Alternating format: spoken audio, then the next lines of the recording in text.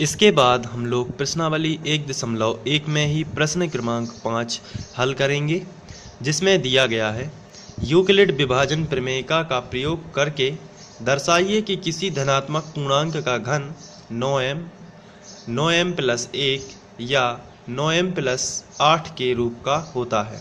तो इसको हमें सॉल्व करना है। तो सबसे पहले तो हमें धनात्मक पूर्णांक दिया गया है और धनात्मक पूर्णांक का घन हमें घन करके सॉल्व करना है।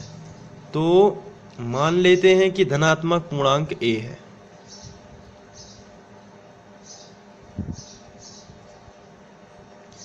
माना धनात्मक पूर्णांक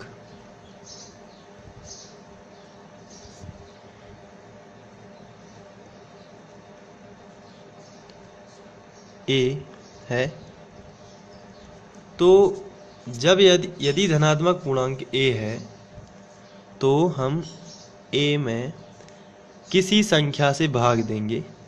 ये 9m प्लस 8 और 9m प्लस 1 लिखा हुआ है, लेकिन घन है, तो ये कॉमन जो हमें निकालना है, यहाँ से पता चलता है कि हमें कॉमन क्या निकालना है। यहाँ पर हमें 9 9 और 9 तीनों जगह है, इसलिए हमें 9, लेकिन क्वेश्चन हमें 3 से ही करना है। तो हमें भाग किससे देना है? 3 से। जब हम 3 से भाग देंगे तो कोई भागफल आएगा q और कोई शेषफल आएगा r। तो इसमें अगर हम यूक्लिड विभाजन प्रमेय का लगाएं तो किस तरीके से लगेगी? तो सबसे पहले तो हम लिखेंगे, माना धनात्मक पूर्णांक a है, तब यूक्लिड विभाजन प्रमेय से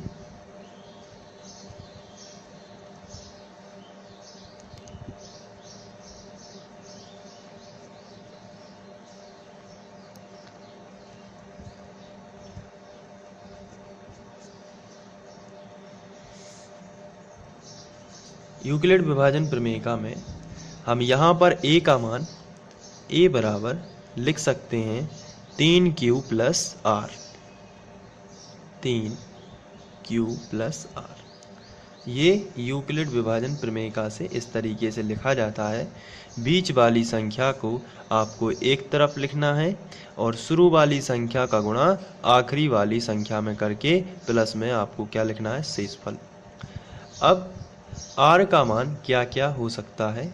तो आंसर है r का मान, यानी कि शेषफल जो है हमेशा भाजक से छोटा होता है। तो भाजक से छोटा होता है, इसका मतलब ये है कि r का मान या तो 0 हो सकता है, या तो 1 हो सकता है, या फिर 2 हो सकता है। r के मान 1 2 3, ये 3 मान हो सकते हैं। तो शेषफल जो होता है हमेशा भाजक से छोटा ही होता है। तो r के मान 3 हो सकते हैं। तो यहाँ पर एक बार आपको 0 रखना है, एक बार 1 रखना है और एक बार 2 रखना है। तो इस प्रकार हम 3 स्थितियां बनाएंगे और इसको सॉल्व करेंगे। सबसे पहले हम स्थिति 1 लेते हैं, जब r बराबर 0 हो। स्थिति 1, जब r बराबर 0 हो। जब r बराबर 0 होगा, ऐसी स्थिति में यहाँ पर हम 0 रखेंगे तो a बराबर आएगा 3q प्लस r की जगह पर हमें 0 रख देना है, तो आएगा 3q प्लस 0। तो यहाँ पर 0 का कोई महत्व नहीं है, इसलिए हम a बराबर लिखेंगे 3q।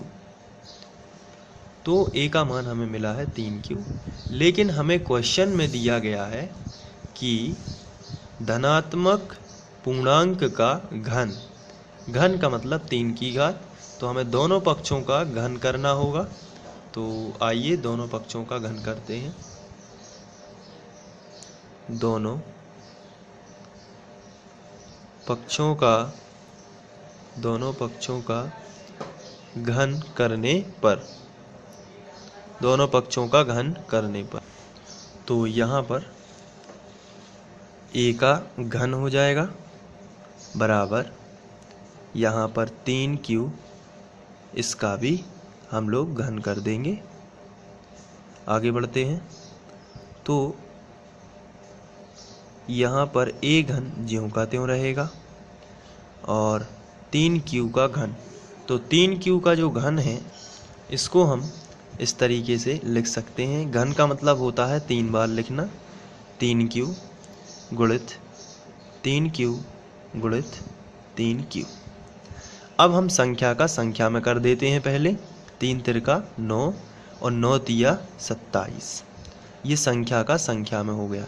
इसके बाद Q का Q में करेंगे तो Q का गुणा Q में होगा तो आएगा Q वर्ग, 2 बार होगा तो आया Q वर्ग, और इस Q वर्ग का गुणा इसमें होगा तो आएगा Q घन। तो इसका आंसर आया 27Q घन। तो यहाँ पर हम लिख सकते हैं 27Q घन। तो इसके बाद हम आगे बढ़ते हैं और A घन बराबर, इस 27Q घन को हम 9 के रूप में बदलना चाहते हैं। 9 हमें को उभयनिष्ठ निकालना है, क्योंकि हमारा जो क्वेश्चन है वो 9 बाहर हमें हर जगह निकालना है। इसलिए हमें पता चल जाता है कि यहाँ से भी हमें 9 बाहर निकालना है। तो 9 कॉमन ले लेते हैं तो आएगा 9 का इसमें भाग चला जाएगा तो 9 तिया 27, कितने बार गया? 3 बार। तो आप यहाँ पर लिखोगे 3 और Q घन ज्यों का त्यों। यहाँ से हम इतनी संख्या को m मान लेते हैं। तो जो A घन है, किसी संख्या किसी धनात्मक पूर्णांक का घन 9, और इसको हम मान लेते हैं m, तो 9m के रूप का हो गया। आप यहाँ लिख सकते हो जहाँ m बराबर 3Q घन, ये हमने m की जगह पर लिखा है 3Q घन। अब इसके बाद ये तो थी स्थिति 1। अब हम लोग स्थिति 2 की बात करेंगे। स्थिति 2 में जब r बराबर, अभी हम लोगों ने r बराबर 0 लिया था, अब लिखेंगे जब r बराबर 1 हो तो, जब r बराबर 1 होता है तो ऐसी स्थिति में a का मान जो होगा, यूक्लिड विभाजन प्रमेय का जो हम लोगों ने लगाई हुई थी, वहाँ a का मान होगा 3Q प्लस 1। ये हो जाएगा हमारा a का मान। अब चूँकि हमें दोनों पक्षों का घन करना है, हमारे क्वेश्चन में भी लिखा हुआ है कि धनात्मक पूर्णांक का घन करना है, तो हम लिखेंगे दोनों पक्षों का घन करने पर, दोनों पक्षों का घन, यहाँ पर हम दोनों पक्षों का घन कर देते हैं तो a का भी हो जाएगा घन और 3Q प्लस 1 इसका भी घन हो जाएगा। ये रहेगा a घन।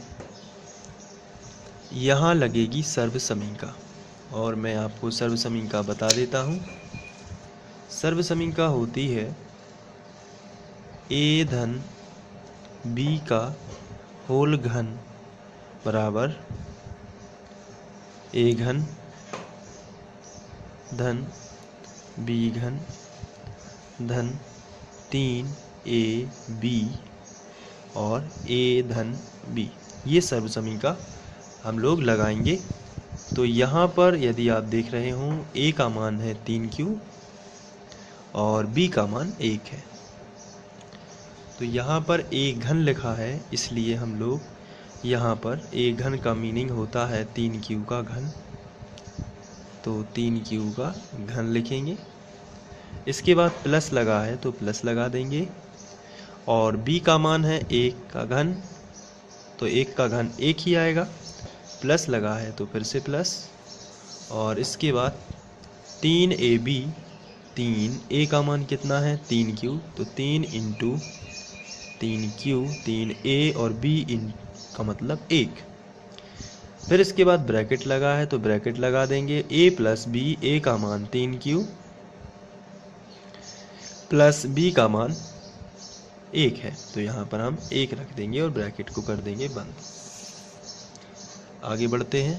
a घन बराबर 3Q का घन तो अभी हम लोगों ने इस पर चर्चा की थी, 3 क्यू का घन 27 क्यू घन आता है। तो यहाँ पर हम लिखेंगे 27 क्यू घन प्लस 1 प्लस यहाँ पर हम गुणा कर लेते हैं, तो 3 तिरका 9 क्यू एकम 9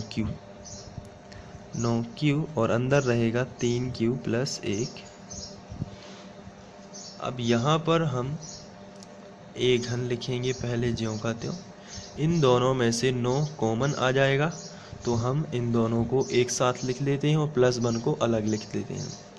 तो 27 क्यू घन प्लस, अब यहाँ से 1 को छोड़ने के बाद हम यहाँ पर लिखेंगे 9 क्यू और ब्रैकेट में आएगा 3 क्यू प्लस 1, और इस जो +1 है इसको हम इस तरफ कर देते हैं।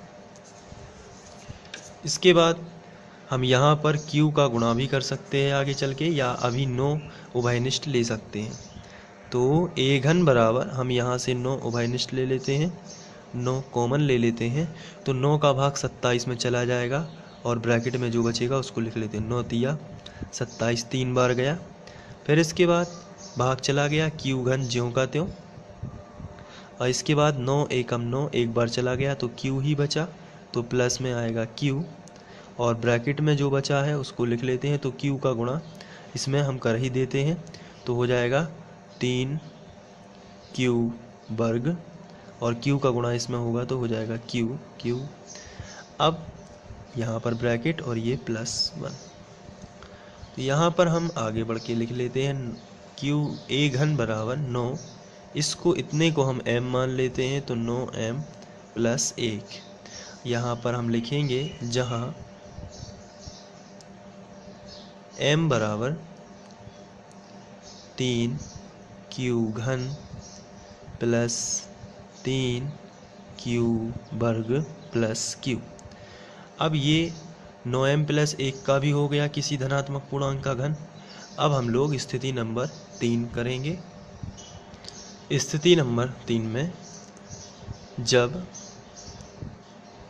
r बराबर, इस बार हम लिखेंगे r बराबर 2 हो, तो जब r बराबर 2 होता है ऐसी स्थिति में जो a का मान है वो बदल जाएगा थोड़ा सा, और वो a का मान होगा 3q प्लस 2। अब ये r का मान हम लोगों ने बदल दिया है और r बराबर 2। अब हमें दोनों पक्षों का घन करना है, तो हम लिखेंगे दोनों पक्षों का घन करने पर, तो इसका भी घन कर देते हैं a घन, और इसका भी घन करेंगे 3q प्लस 2 का घन। आगे बढ़ते हैं। a घन बराबर, यहाँ पर सर्वसमीका वही लगेगी जो मैंने आपको पहले बताई थी, मैं एक बार फिर से बता देता हूँ। सर्वसमीका है a धन b का घन बराबर a घन धन b घन धन 3ab और a प्लस b। चलिए इसको लगाते हैं। यहाँ पर a का मान 3q है लेकिन b का मान 2 हो जाएगा, तो इसी को हम राइट मान लेते हैं। और इसके मुताबिक a का घन, यानी कि a का मान कितना है 3q, तो 3q का घन। फिर इसके बाद प्लस लगा है और प्लस b घन, तो यहाँ पर होगा प्लस b का मान देख लीजिए कितना है 2 यहाँ पर, तो 2 का हो जाएगा घन, प्लस 3ab, 3 इंटू a का मान 3q इंटू b का मान 2। यहाँ पर आप 3ab लिख सकते हैं और ब्रैकेट में a प्लस b, इसका मतलब 3q प्लस 2। इस तरीके से आप लिख सकते हैं। आगे बढ़ते हैं तो आ जाएगा a घन बराबर, यहाँ पर आएगा 9 तिया 27 क्यू घन, इसको हम कर चुके हैं, प्लस यहाँ आएगा 2 का 3 बार हो जाएगा, 2 गुणित 2 गुणित 2 यानी कि 8, प्लस यहाँ पर देख लीजिए 3 तिरका 9, 9 दूनी 18 क्यू और ब्रैकेट में आएगा 3q प्लस 2। अब यहाँ पर हम a घन लिखने के बाद इसमें से दोनों में से कॉमन आ जाएगा और दोनों कॉमन में से हम लिखेंगे 27 क्यू घन प्लस 18 है क्यू और 3Q प्लस 2 और ये जो 8 है इसको हम इस तरफ लिख सकते हैं। अब हम कॉमन निकाल लेंगे यहाँ से, तो a घन बराबर 27 यहाँ है तो दोनों में 9 कॉमन आ जाएगा, तो 9 कॉमन निकालने से यहाँ बचेगा ब्रैकेट में 9 तिया 27 यानी कि 3 बार चला गया भाग, और q घन ज्यों का त्यों प्लस 9 दूनी 18 यानी कि 2 बार चला गया, और q का गुणा इसमें कर देते हैं तो ये ब्रैकेट में 3 दूनी 6 हो जाएगा सबसे पहले तो, और या फिर अभी गुणा नहीं करते हैं, थोड़ी देर बाद गुणा कर देते हैं, तो q और q का q में तो कर देते हैं 3 दूनी 6 q स्क्वायर और प्लस q का गुणा 2 में होगा तो आएगा 2q और प्लस में आएगा 8। तो यहाँ पर आप फिर से समझ लीजिए 9 दूनी 18 यहाँ आया 2 लेकिन 3 से गुणा हो गया तो आ गया 3 दूनी 6 डायरेक्ट में, और q का q में q स्क्वायर। अब यहाँ पर 2q है पहले से ही तो 2q का 2 में होगा तो आ जाएगा 4q 2 दूनी 4q और प्लस 8। अब यहाँ से ठीक है सवाल, तो a घन बराबर इसको हम 9 लिखते हैं, इसको हम m मान लेते हैं पूरे को, तो आएगा 9m प्लस 8, जहाँ हम लोग m का बता देते हैं कि कितना है m का मान, तो जहाँ m बराबर 3q घन plus 6q square plus 4q, ये m का मान आ जाएगा। और इस तरीके से हम देखते हैं कि a के हमें 3 मान मिले हैं। पहला मान हमें a का मिला था 9m, दूसरा a घन जो मिला था वो 9m मिला था, दूसरा जो हमें a घन मिला था वो मिला था 9m प्लस 1, और थर्ड जो हमें मिल रहा है a घन बराबर 9m प्लस 8। तो अतः है किसी धनात्मक पूर्णांक का जो घन है वो इन तीनों रूपों का होता है। इस तरीके से आप ये कर सकते हैं। और इसका जो नोट्स है वो यदि आपको इसको अच्छे से लिखना है इसी क्वेश्चन को जैसा मैंने करवाया है, तो आप डिस्क्रिप्शन में लिंक दी हुई है तो आप वहां जाकर इसको लिख सकते हैं। Thank you.